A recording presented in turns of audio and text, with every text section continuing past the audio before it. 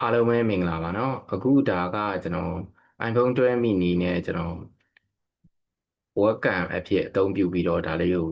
ကျွန်တော် Zoom ကို record လုပ်နေတာဖြစ်တယ်เนาะကျွန်တော်စကားကိုနည်းနည်းပြန်ဖြည့်ပါမယ်ကျွန်တော်ရှေ့ရဗီဒီယိုဖိုင်မှာတော့ကျွန်တော် Mac mini က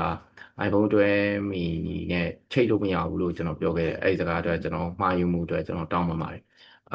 ကျွန်တော်မလုတ်တက်တာပေါ့နော်အခုကျတော့ကျွန်တော်လှုပ်လို့တက်သွားပြီเนาะလှုပ်လို့တက်သွားတယ်သူကြိုးနဲ့တွေ့လိုက်တဲ့အခါကျတော့အခုဒီ iPhone 12 mini ကကျွန်တော်ကြီးကြီးလင်းလင်းကိုမြင်ရတယ်အဲ့တော့ဒါကျွန်တော်မှားယွင်းမှုအတွက်ကျွန်တော်တောင်းပန်ပါတယ်လို့နော်ဒီဟိုဟာကိုဝက်ကန်အနေနဲ့သုံးလို့ရမှန်းတော့ကျွန်တော်သိတယ်ဒါပေမဲ့နည်းနည်းအခက်အခဲလေးတွေရှိမှကြုံခဲ့တယ်အခုကျတော့ကျွန်တော်ဒီဟိုဟာပေါ့သူ့ရဲ့ဒီဟိုဟာထဲမှာဖုန်းရဲ့ဟိုဟာ setting ထဲမှာသူက channel ထဲမှာသူက camera continuity ဆိုတဲ့ဟာတွေကိုနှိပ်ထားမှာအဲ့ဒီ screen ပေါ်နေတဲ့အဲ့ဒီစာတန်းပေါ်နေတဲ့အချိန်မှာကျွန်တော်ကဒီဟာကိုလုပ်ရမှာပေါ့နော်ဒီဟိုဟာကို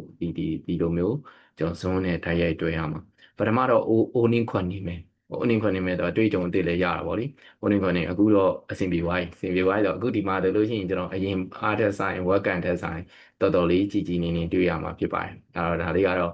ကျွန်တော်ဟိုဟာပေါ့နော်ဒီ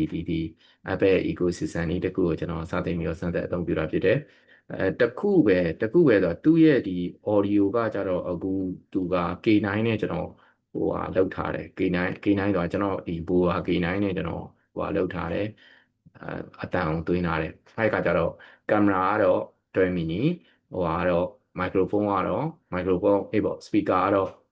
ကျွန်တော်ဒီဟို K9 နဲ့ဖြစ်ပါတယ်အဲ့တော့ဒါလေးကတော့အရင်တစ်ဆိုင်ပို့ပြီးတော့လည်းကြည်ကြည်နေနေမြင်ရမယ်လို့ပြောနေတယ်ဒီဗီဒီယိုပိုင်းလေးကိုလည်းကျွန်တော်တင်လိုက်ပါမယ်เนาะအဲ့တော့ iPhone 12 mini နဲ့ကျွန်တော် Mac mini နဲ့တွဲထားတဲ့ Apple ecosystem လေးကိုကျွန်တော်တစ်ချက်ဟိုဟာဖြစ်တာပေါ့နော် taste လေးကိုရအောင်လို့ကျွန်တော်တို့ဟို